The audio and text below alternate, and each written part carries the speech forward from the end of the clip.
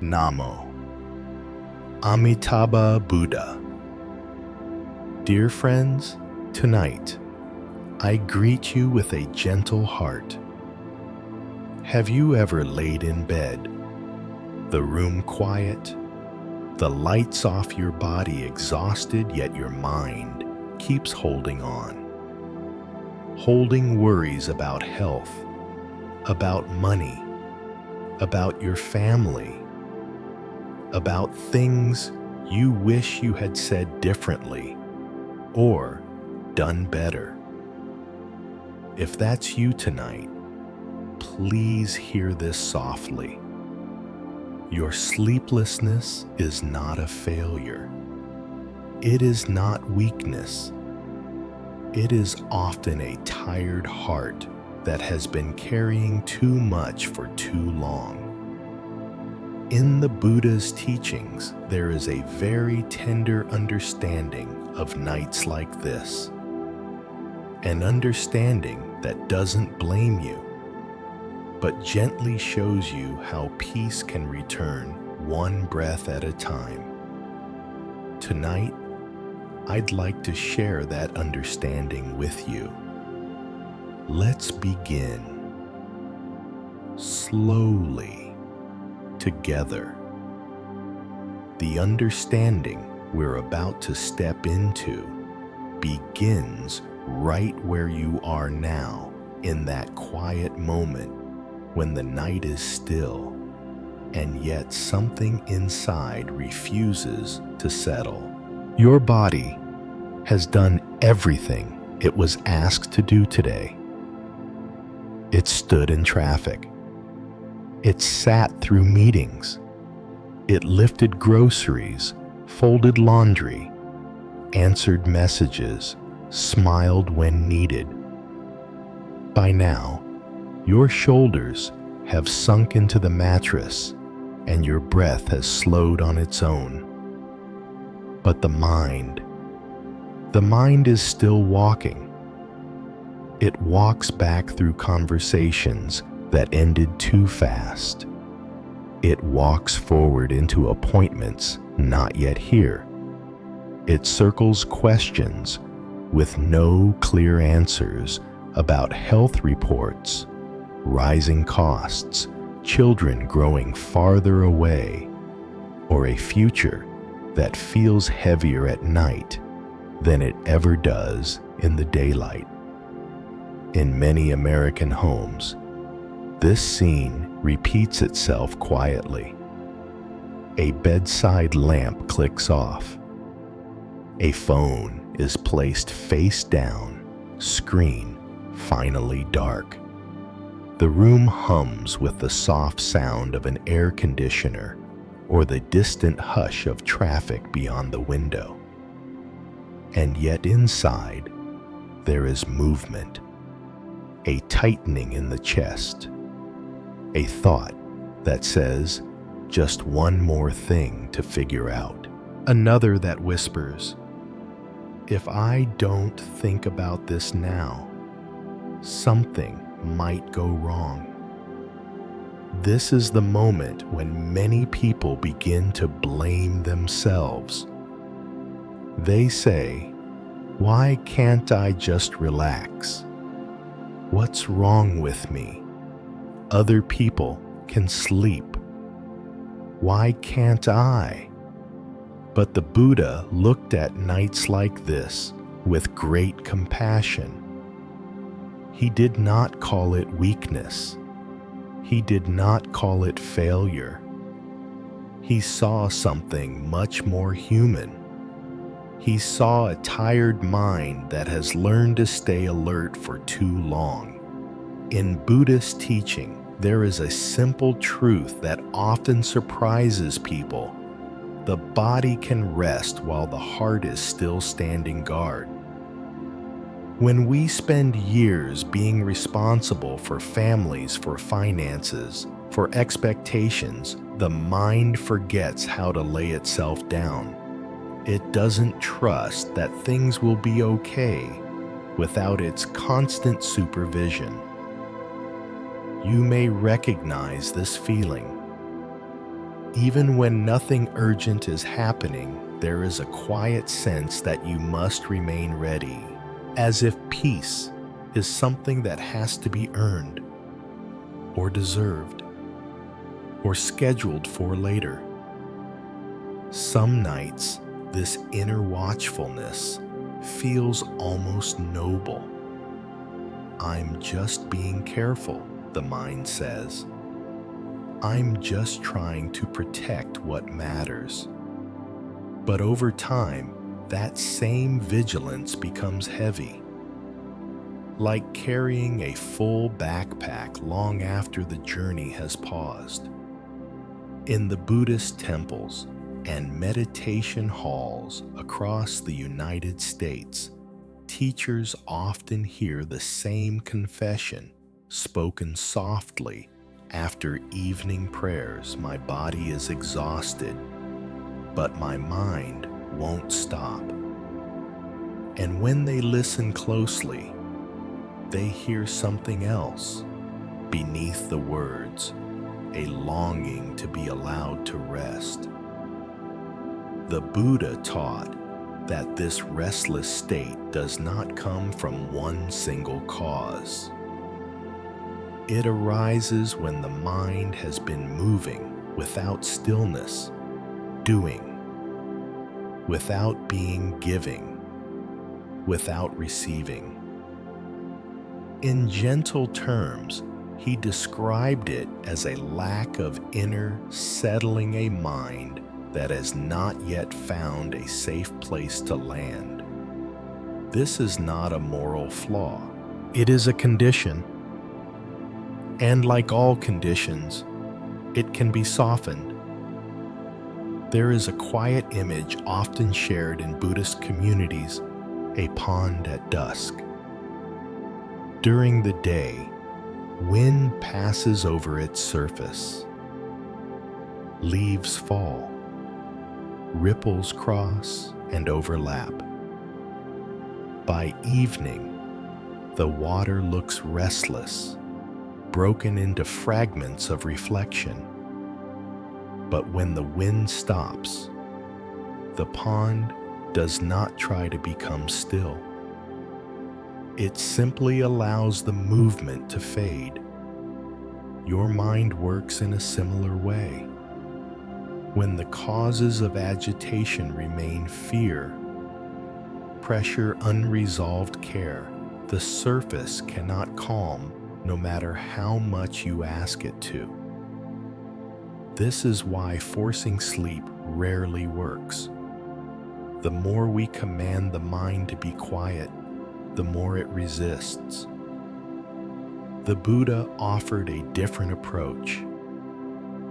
Instead of commanding the mind, he taught how to accompany it, how to sit beside it with steadiness until it feels safe enough to slow down on its own.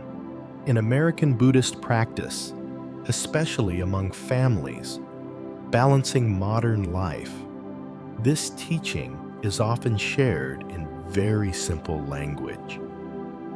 Peace comes when the heart feels held by breath, held by awareness, held by something larger than our personal effort.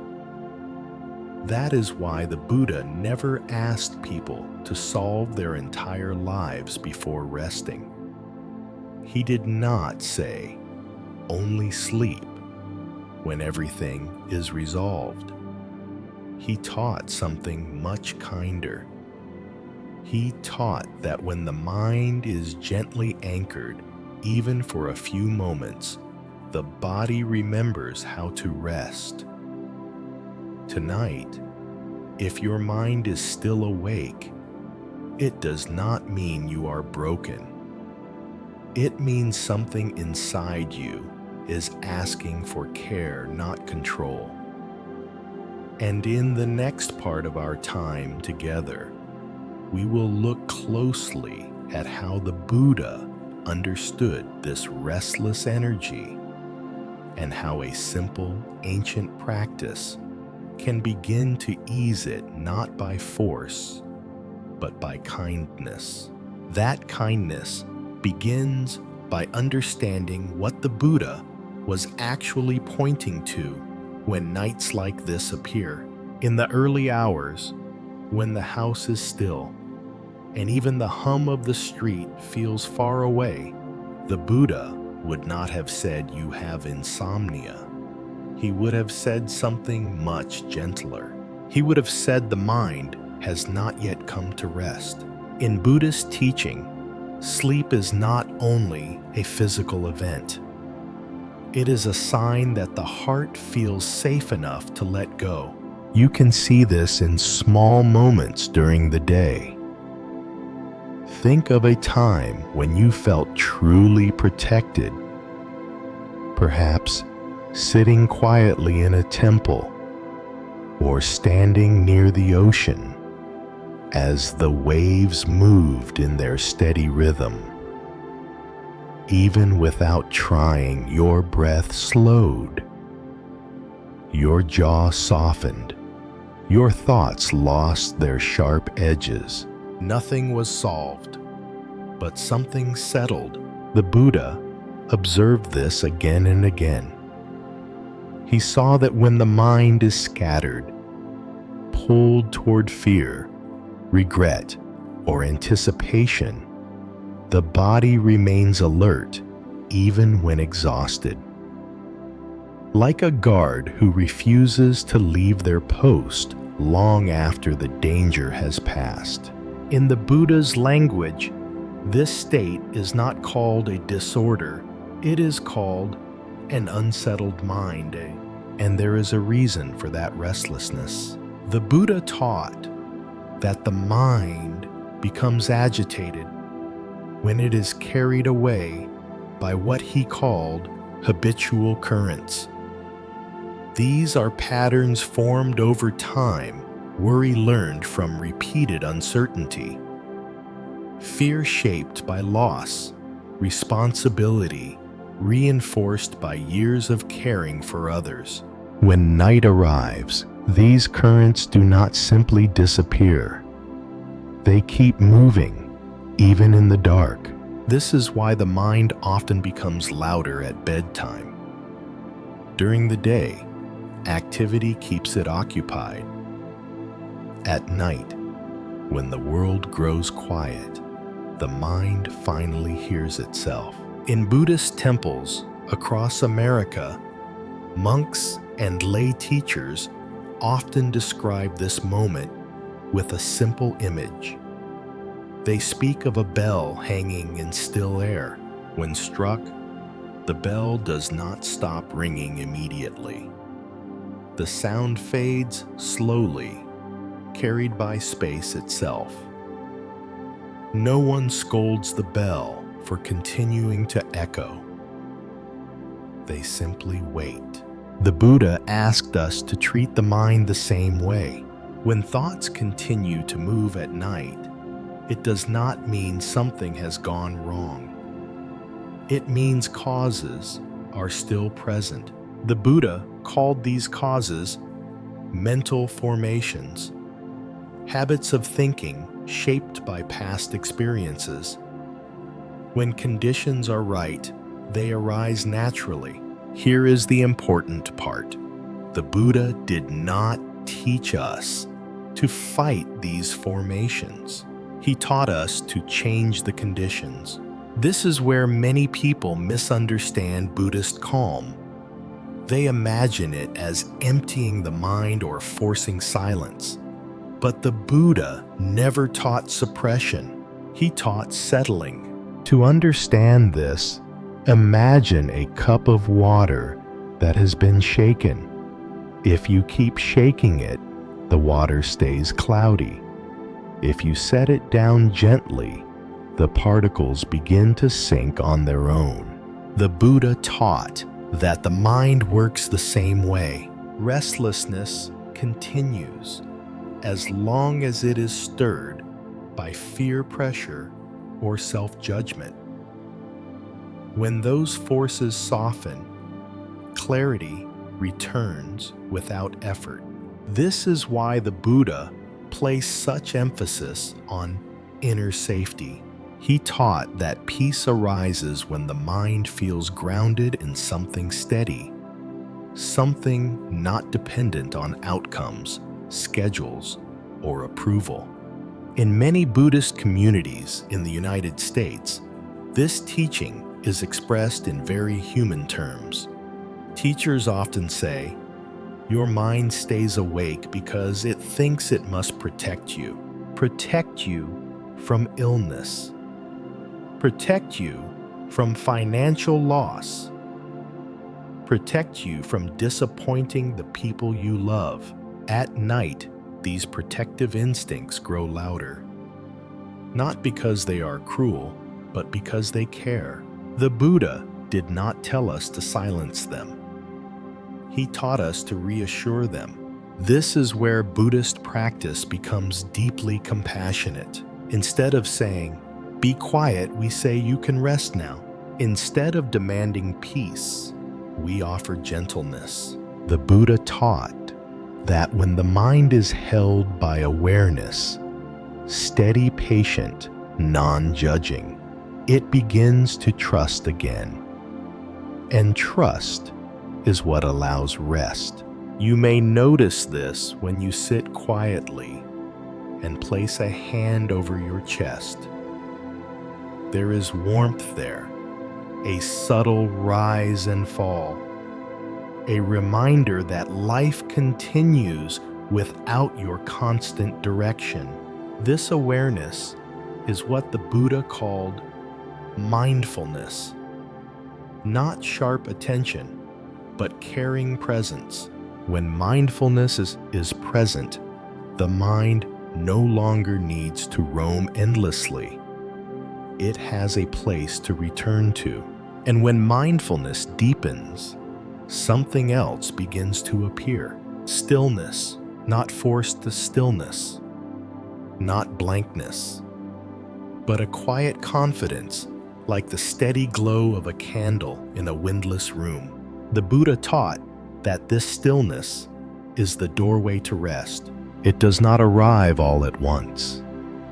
It comes gently, moment by moment.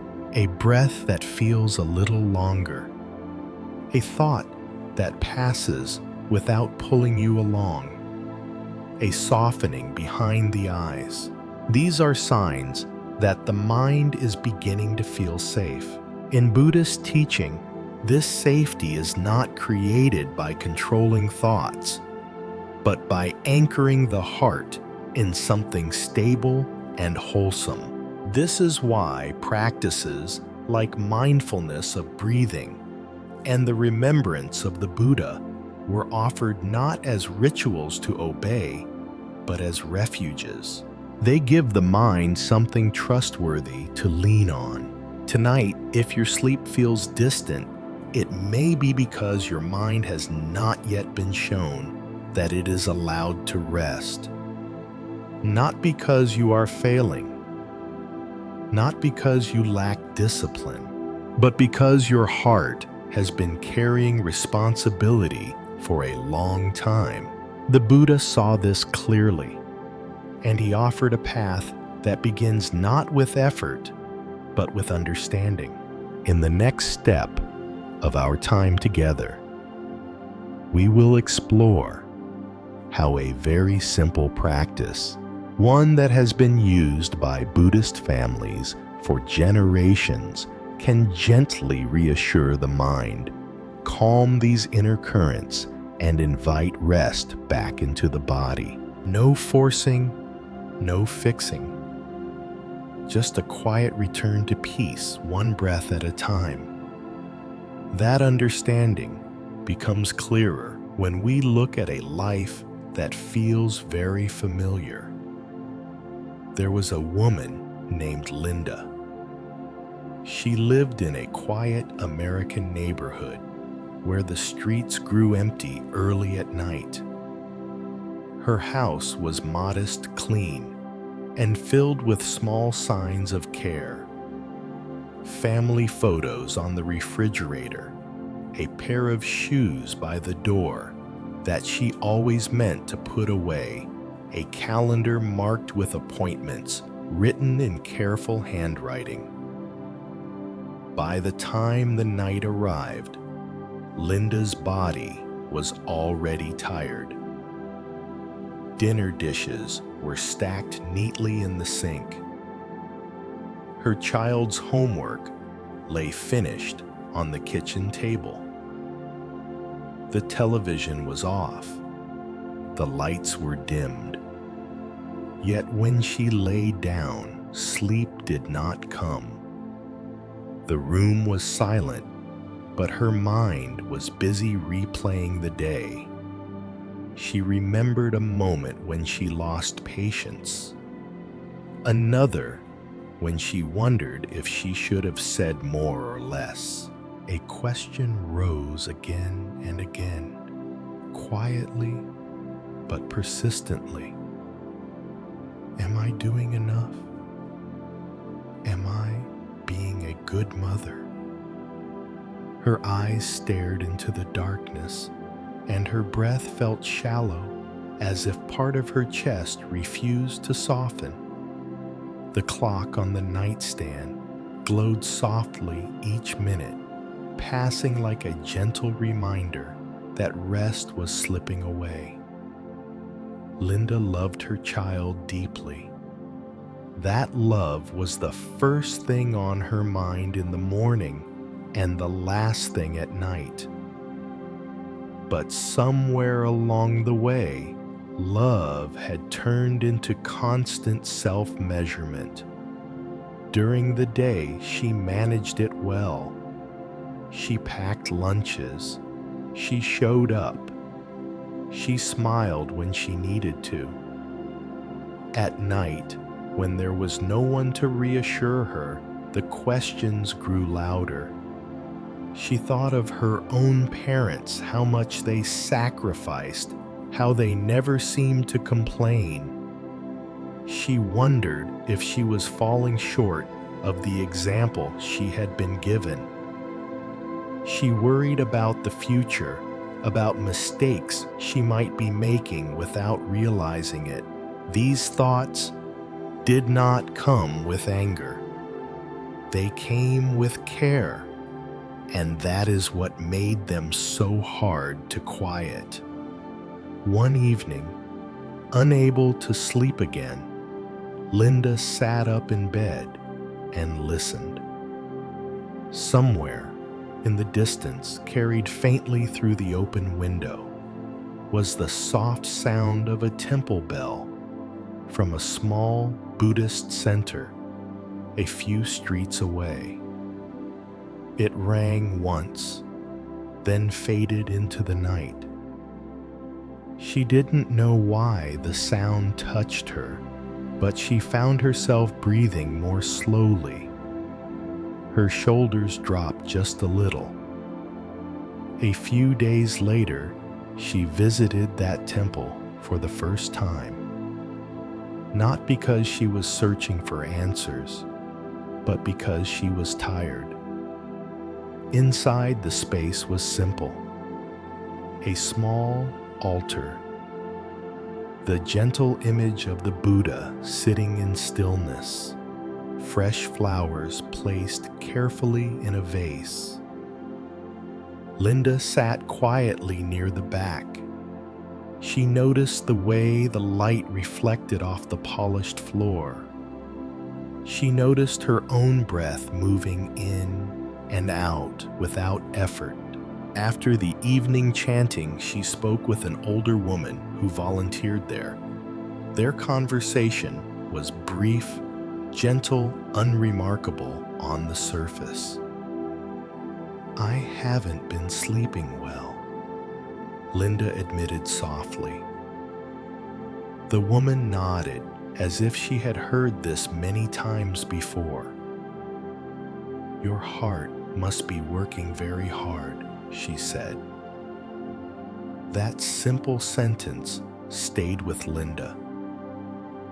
In Buddhist teaching, there is a deep understanding of this kind of suffering.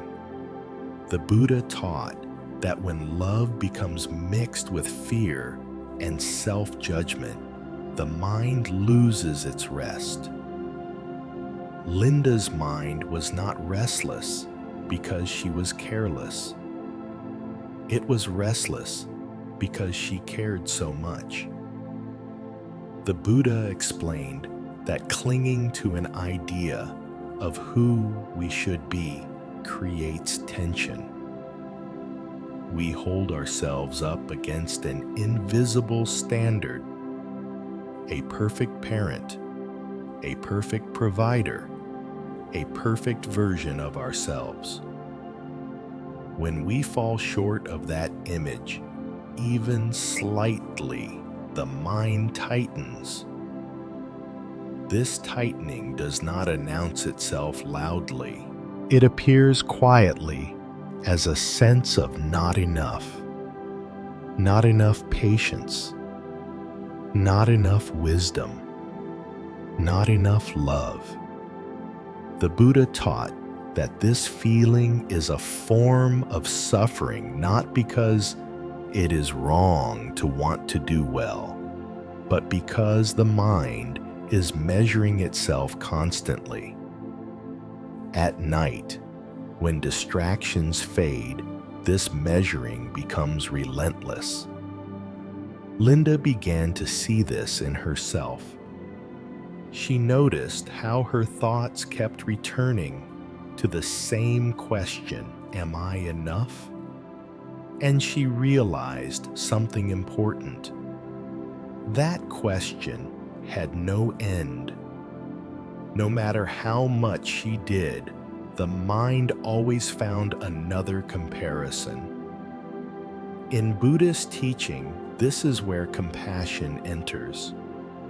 The Buddha taught that peace does not come from proving our worth.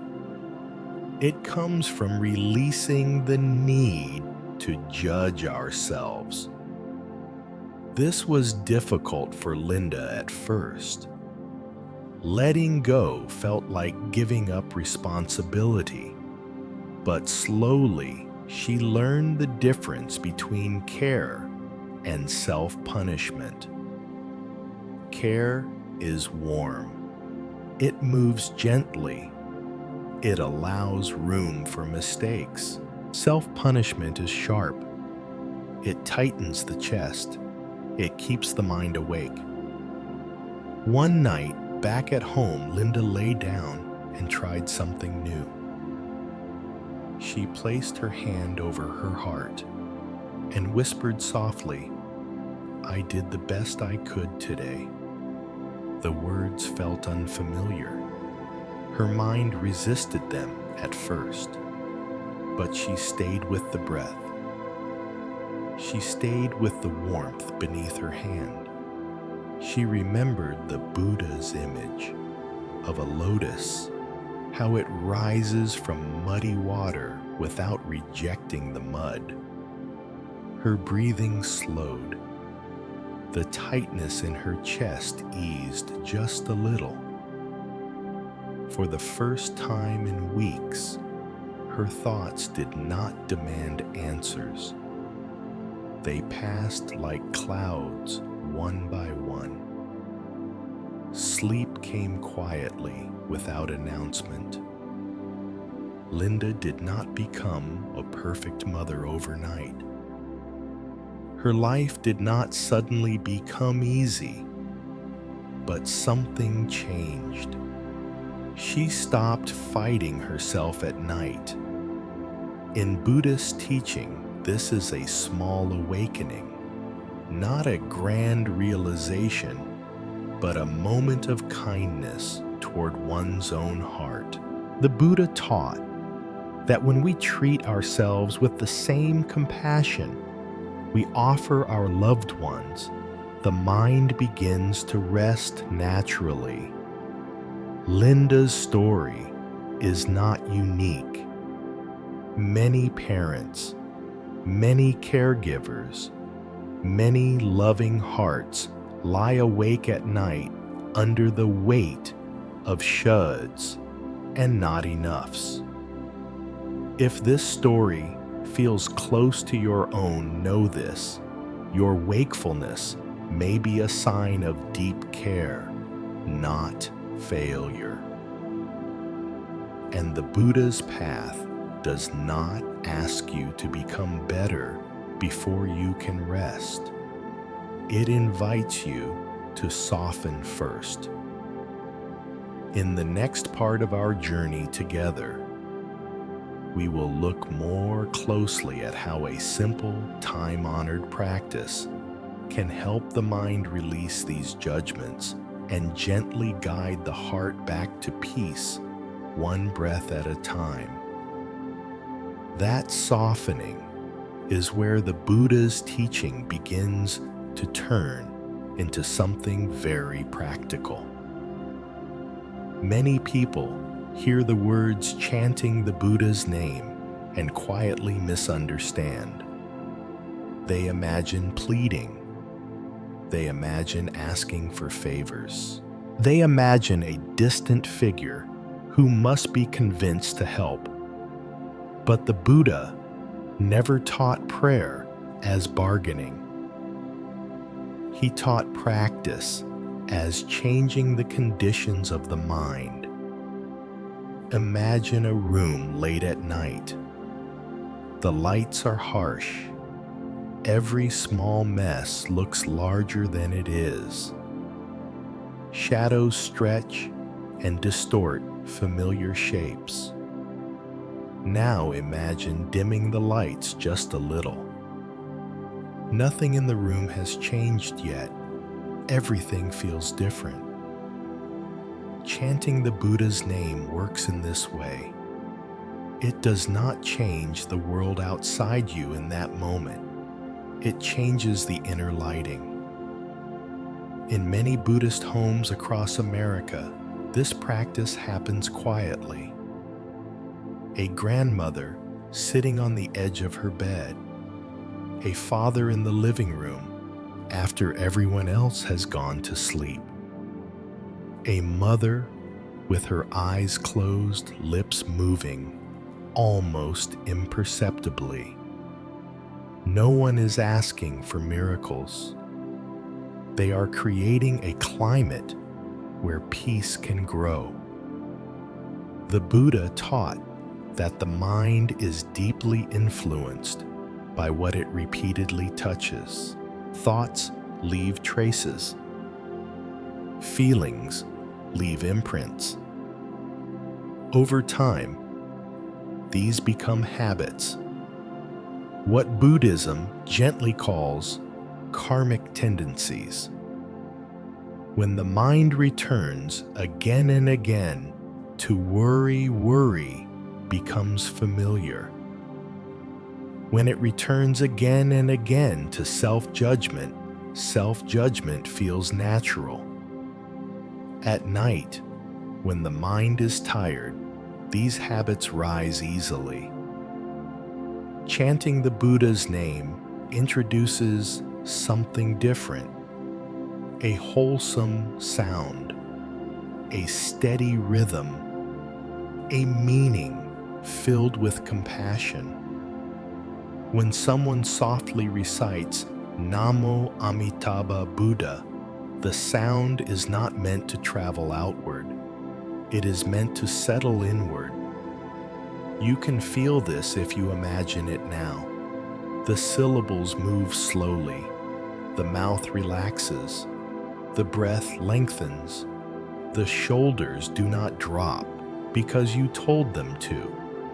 They drop because the nervous system recognizes safety. This is not imagination. It is cause and effect. The Buddha taught that when the mind focuses on something calm and wholesome, unwholesome currents lose strength, not because they are pushed away, but because they are no longer being fed. Think again of the shaken cup of water. If you stop stirring, the particles begin to sink. Chanting is the act of putting the cup down. In Buddhist teaching, this is called changing conditions. Fear does not disappear because you argue with it. It softens when the mind is held by something steady. Many people notice this shift, not in their thoughts, but in their bodies. The jaw loosens. The breath settles lower in the chest. The constant scanning. What did I miss? What's next begins to fade. The Buddha taught that when the mind becomes unified, resting on one gentle object, it enters concentration. Not the tight concentration of effort, but the natural gathering of scattered energy. This gathering is deeply nourishing. In Buddhist communities, elders often say, when the mind has a home, it stops wandering. Chanting the Buddha's name gives the mind a home. It is familiar. It is kind. It does not demand performance. For parents like Linda, this was a quiet revelation. When she began to chant at night, she noticed her inner voice changing. The sharp question softened. The measuring paused. She was no longer trying to be perfect. She was allowing herself to be present. The Buddha taught that this presence generates merit or spiritual goodness, not as a reward, but as a natural outcome. When the mind rests in kindness, kindness grows.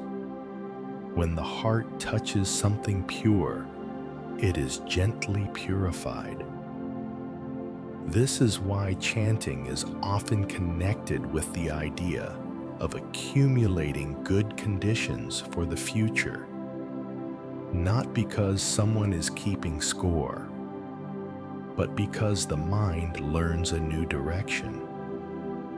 Night after night, even a few minutes of gentle recitation changes the inner landscape. The Buddha compared this to water dripping onto stone. One drop does nothing noticeable, but over time, the stone is shaped. Chanting shapes the heart in this way. It teaches the mind how to rest. It teaches the body how to feel safe. For many people raised in modern America, this approach feels surprisingly relieving. There is no analysis, no fixing, no requirement to understand everything first. Just a sound, a breath, a turning toward peace. The Buddha never promised that chanting would erase all difficulties, but he taught that when the mind is calm, difficulties are held differently. A problem held in a calm mind does not bite as deeply. A fear held in a calm mind does not spread as quickly. This is how chanting becomes a doorway to sleep. Not because you ask for sleep, but because you remove the conditions that keep you awake. When the mind is no longer chasing sleep, recognizes the opening. And when sleep arrives, it comes quietly. Not as something earned, but as something allowed. In the next moments together, we will move even closer to this practice step by step with no rush, so that tonight, your own mind can begin to feel what it means to be gently held right where you are. That gentle holding can become something you feel directly right here without effort. Imagine the moment just before sleep. The room is dim. The world has finally stopped asking anything of you. There is nothing left to accomplish tonight. This practice is meant for that moment. It is not a ritual you need to perform perfectly. It is simply a way of letting the mind know it is safe to rest. Begin by allowing your body to find a comfortable position. Not the best position, just one that feels kind enough. Your head sinks into the pillow. Your hands rest where they naturally fall. Notice the weight of your body being held. The mattress supports you without asking questions. The floor beneath the bed does not need you to explain yourself. Let your eyes close gently, as if they are tired of looking. Now, bring your attention to your breath, but do not try to change it. Just notice how it moves. The soft rise of the chest, the quiet fall. If your breath feels short, let it be short. If it feels uneven, let it be uneven. The Buddha never asked the breath to be perfect. He only asked us to be present with it. After a few breaths, introduce the Buddha's name in the simplest way. You may say it softly under your breath, or you may let it form quietly in the mind. Namo Amitabha Buddha. There is no need to pronounce it exactly right. There is no need to hold a steady rhythm. Let the name move with your breathing. As you breathe in, allow the sound to gather gently. As you breathe out, let it release. Namo Amitabha Buddha. Notice how the mouth softens when it forms the words. Notice how the tongue rests more easily. Notice how the space behind the eyes begins to loosen if thoughts appear, and they do not push them away. Imagine them as small ripples on water. The water does not argue with ripples. It simply continues to be water. Each time you notice your mind wandering, return to the name, not sharply, not impatiently, as if you are guiding a child back by the hand. Namo Amitabha Buddha. In Buddhist teaching, this gentle return is already the practice. There is no failure here. After a minute or two, something subtle may begin to happen. The breath deepens without instruction. The jaw releases. The shoulders slide down as if remembering where they belong. You may feel warmth in the chest, or a spreading ease in the belly, or a quiet heaviness in the limbs, like the body is finally allowed to land. This is not imagination. It is the body responding to safety. The Buddha taught that when the mind rests on something wholesome, the nervous system follows. The heart recognizes familiarity.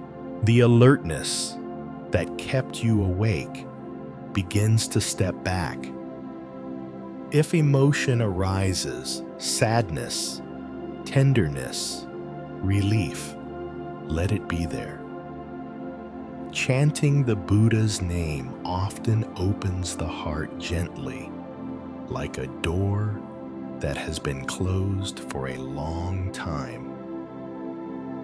In many Buddhist families, elders say this is when merit is quietly being made, not through effort, but through sincerity.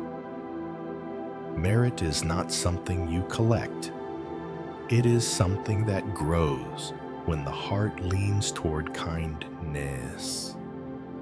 If your energy feels low tonight, that is okay. You do not need to chant for a certain length of time. Even a few breaths are enough. The Buddha taught that one sincere moment carries great weight. If your mind feels restless, let the chanting become even softer. Almost like a lullaby, meant only for you. Namo Amitabha Buddha. Namo Amitabha Buddha. Let the words blur at the edges. Let them become a feeling rather than a sound. At some point, you may notice that the chanting fades on its own. Thoughts slow. The space between breaths grows wider. If sleep arrives here, allow it. You have not stopped the practice. You have completed it. In Buddhist understanding, falling asleep in a calm, wholesome state is itself a form of practice. The mind carries that tone forward even into dreams. If you remain awake, simply return to the name again. No counting, no measuring, just companionship. This 3-minute practice is not meant to fix your life. It is meant to remind your heart that it does not have to carry everything alone. Night after night, this gentle turning creates new conditions inside. The mind learns a different habit. Instead of reaching outward, it rests inward.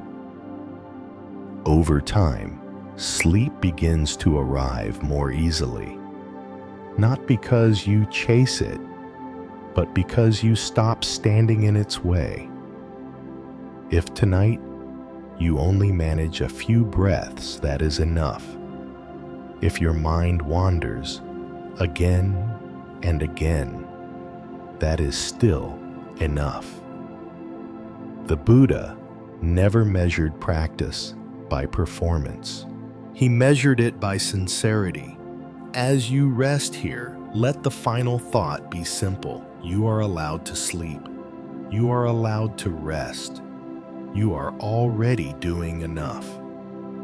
In the next quiet moments together, we will gently widen this calm, not just for yourself, but for the people you love, as we learn how to offer this peace outward through a practice of heartfelt dedication.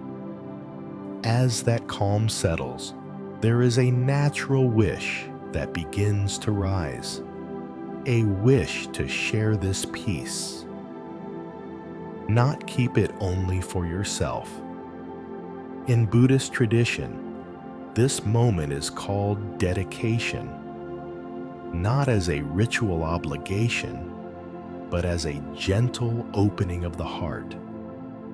You may notice it as a warmth that wants to move outward, like a candle flame that does not grow smaller when it lights another candle, like a quiet smile that appears when you think of someone you love. If you are still awake, allow your breath to remain slow and easy. If your eyes are closed, keep them closed. Let the body stay heavy and supported. Now bring to mind someone from your family. You don't have to choose carefully. The first face that appears is enough. It might be a parent. Their voice, their hands, the way their presence shaped your life. It might be a child, the softness of their sleep, the future you silently hope will be kinder to them. It might be someone far away, someone you haven't spoken to in a while, or someone whose photo you keep, but whose voice you can no longer hear. Let that image come gently, without forcing detail. As you hold them in your awareness, notice what happens in your chest. Perhaps there is tenderness, perhaps longing, perhaps gratitude mixed with regret. In Buddhist teaching, none of these feelings are wrong. They are simply signs that the heart is alive. Now, very softly, allow this intention to form not as a demand, but as an offering. May the calm I feel now reach you. May you be safe tonight. May your heart find rest. You do not need to say these words aloud. The mind knows what you mean. In many Buddhist households across America, this moment happens quietly at the bedside. A father thinking of his parents aging in another state. A mother wishing peace for her child away at college. A daughter sending kindness to a loved one whose health is fragile. This practice is deeply human. It does not require belief in anything abstract. It only requires care. The Buddha taught that when we dedicate wholesome states of mind, we strengthen them. Peace shared becomes peace deepened. This is not magic. It is relationship. When the heart moves beyond itself, it loosens its grip on fear.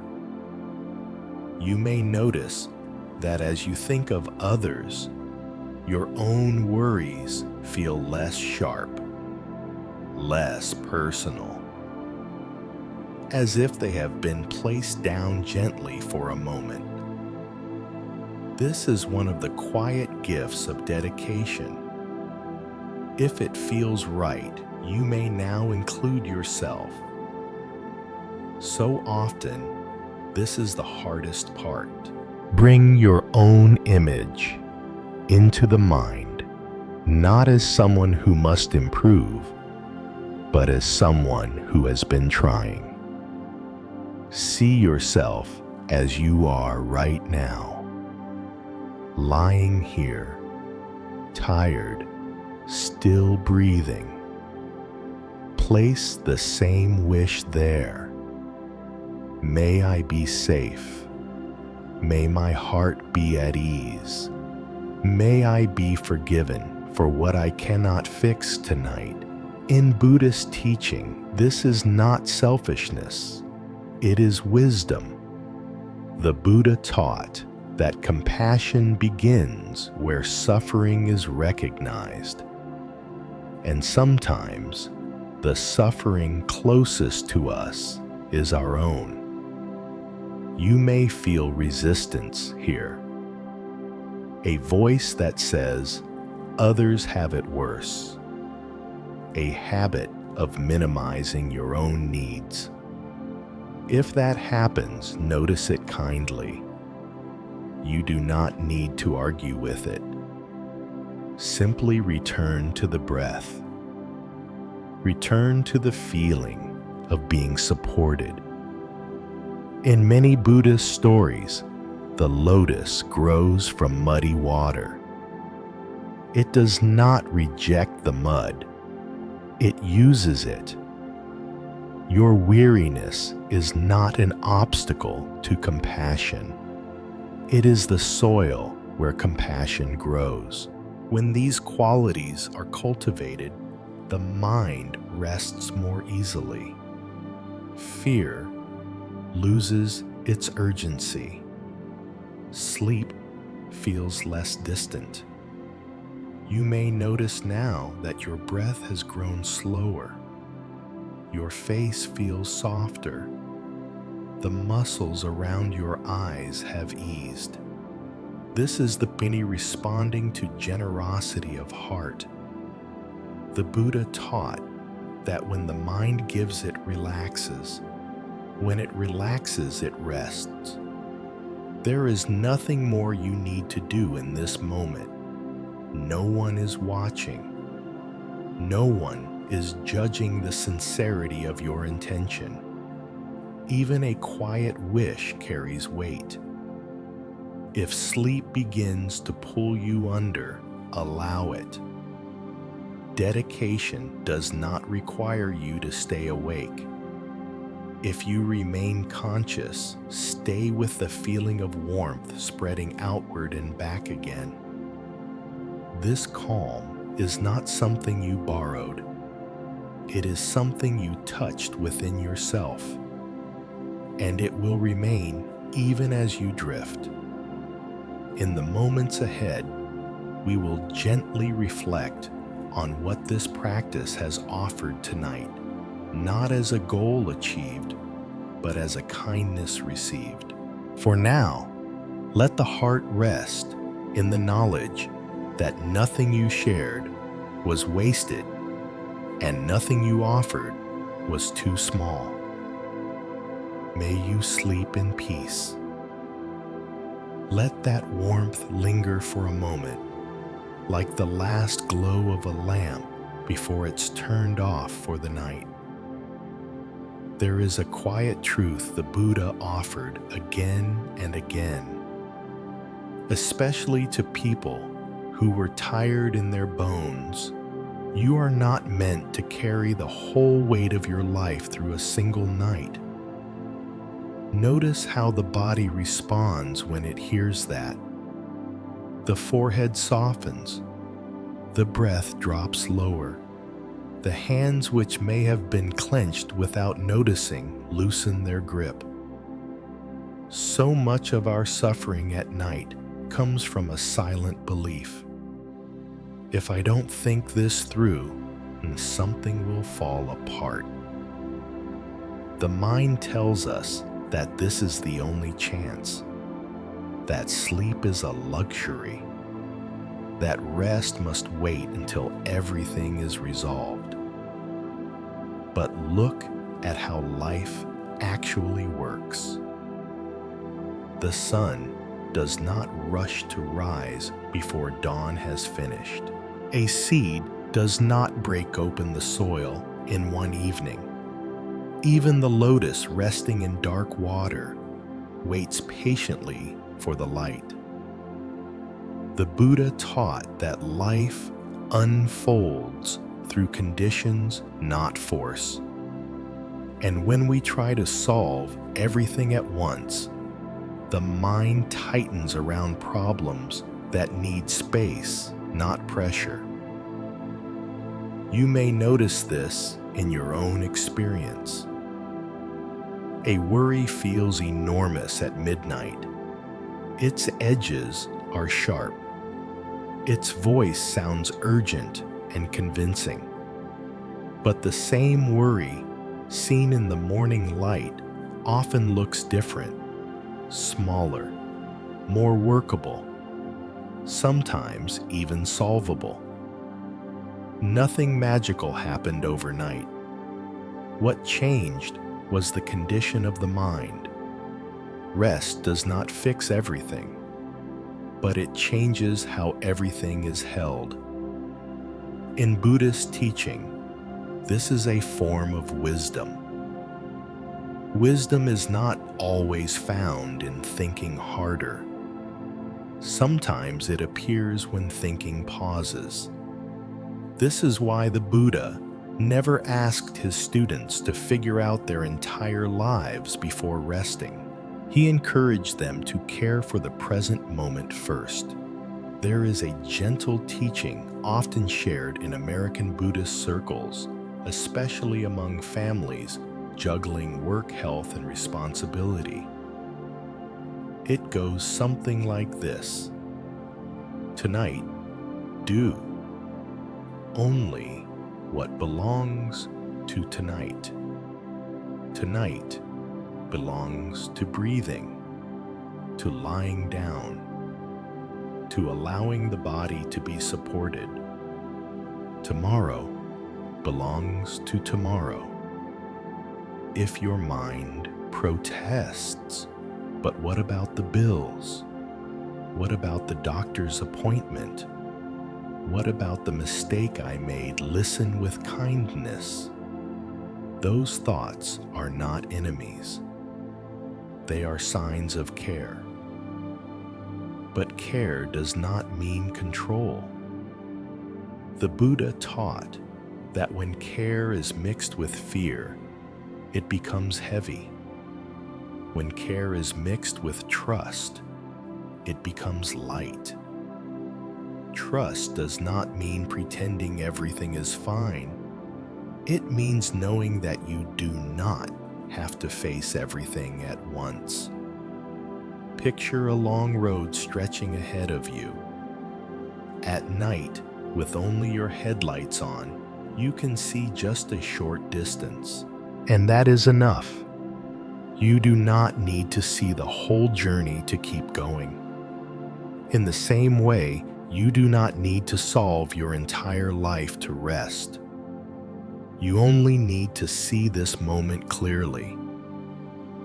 The Buddha spoke of right effort that knows when to act and when to pause. Rest is not the absence of effort. It is effort applied wisely. When you allow yourself to sleep, you are not giving up. You are preparing the ground. You may feel this now in small ways. The mind feels less crowded. Thoughts still come, but they no longer demand immediate answers. They line up quietly as if agreeing to wait their turn. This is a sign that the heart is beginning to trust the process. In many Buddhist families, elders remind the younger ones of a simple saying: whatever cannot be fixed tonight, let it rest with the Buddha. This does not mean avoiding responsibility. It means placing it down for a few hours so that strength can return. You can imagine this now. See yourself gently setting your worries aside, not throwing them away, just placing them somewhere safe. Perhaps you picture a small altar, softly lit. Perhaps a lotus resting on still water. Perhaps simply the space of your breath. You do not need to be specific. The gesture itself is enough. The Buddha taught that intention shapes the heart. The intention to rest plants a seed of peace. And peace once planted grows quietly. You may notice your eyelids growing heavier, the space between thoughts widening, a sense that nothing more is required of you right now. If sleep comes, welcome it as a friend. If it takes time, that is okay too. There is no rush. You are not behind. You are exactly where you need to be for this moment. Life will still be there in the morning with its challenges, its responsibilities, its questions, but you will meet it with a rested mind, a softer heart, and a little more space to breathe. For now, let tonight be simple. Breathing in, breathing out, nothing to solve, nothing to fix, just this moment gently unfolding. And as you drift, remember this quiet truth the Buddha offered to tired hearts everywhere. You do not have to carry the whole world through the night. If you find yourself drifting now, let this final thought rest lightly beside you. If tonight you sleep even a little more gently than before, if your breath grows deeper for just a few moments, if the tightness in your chest softens even briefly, that is already a blessing. In the Buddha's teaching, peace is not measured by perfection. It is recognized by direction. A mind that turns even slightly toward calm. A heart that loosens its grip even for a moment. These are signs that wholesome conditions are taking root. You may notice it in the smallest ways. Your face feels warmer. The muscles around your eyes relax. A faint, almost unplanned smile touches the corners of your mouth, not because everything is resolved, but because something inside you has stopped fighting. This is how merit often appears, quietly, without announcement. Many people imagine merit as something dramatic, a great act, a visible achievement, a clear reward. But the Buddha spoke of merit as a gentle accumulation of causes, each moment of kindness toward your own heart, each breath taken without fear, each time you allow yourself to rest instead of judge. These are seeds. If tonight you fall asleep while holding the Buddha's name softly, the mind carries that tone with it, even into dreams, even into tomorrow. And if sleep does not come right away, that is okay too. Lying here, calmly breathing without resistance, is already different from lying here in struggle. The Buddha taught that suffering lessens not only when pain disappears, but when resistance softens. Tonight, you practiced that softening. You did not force your mind into silence. You did not demand peace. You simply made space. That space matters. In many Buddhist homes, elders say quietly at night, "May this rest become strength." Strength does not always look like effort. Sometimes it looks like surrender. You may think of someone you love again as you rest a parent, a child, a friend. Notice how the thought no longer feels heavy. It moves through you gently, like a breeze passing through an open window. This is what happens when the heart is no longer crowded. The Buddha taught that a rested mind sees more clearly. A rested heart loves more easily. Whatever tomorrow brings, conversations, decisions, challenges, you will meet them differently if tonight you allow yourself to be cared for, not by fixing, not by worrying, but by resting. If you feel sleep pulling you, let it take you. You do not need to hold on to these words. If you remain awake, stay with the breath. Stay with the feeling of being supported. There is no deadline here, no expectation to meet. Before we part for the night, let one simple wish form naturally in your heart. May this peace continue. May it grow quietly. May it benefit not only me, but those I love. In Buddhist understanding, even a small wish like this carries weight. It shapes the direction of the mind. If this time together has brought you a moment of calm, you are welcome to return again another night. Many people walk this path slowly, one evening at a time. And if you feel moved to share this space with someone else who is struggling to rest, that too is a form of generosity.